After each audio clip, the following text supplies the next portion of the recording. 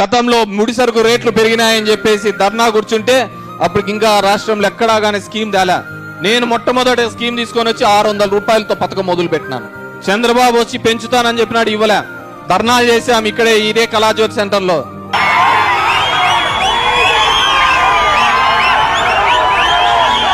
స్వయానా ఇప్పుడు ముఖ్యమంత్రిని ఆ రోజు ప్రతిపక్ష నాయకుడు హోదాలో ఇక్కడికి పిలుచుకొని వచ్చి, అన్నా మా ఊర్లో ఈ విధంగా ఇన్ని మగ్గాలున్నాయి, ఈ విధంగా కష్టాలు పడుతున్నారు, వాళ్ళకు మనం అండగా ఉండాలి అని చెప్తే అదే మీటింగ్ లో మగ్గమున్న ప్రతి ఇంటికి కూడా 24,000 రూపాయలు ఇస్తామని చెప్పేసి హామీ ఇప్పించడం జరిగింది. ఇప్పటికి 1,21,000 రూపాయలు ఆ మగ్గమున్న ప్రతి కుటుంబాన్ని కూడా ఇప్పించినామో లేదో మీ పాస్బుక్లు ఎతుకుతే తెలుస్తుందని చెప్పేసి ఈ సందర్భంగా తెలియజేసుకుంటున్నాను. చూసుకోండి మీ పాస్బుక్లంతా.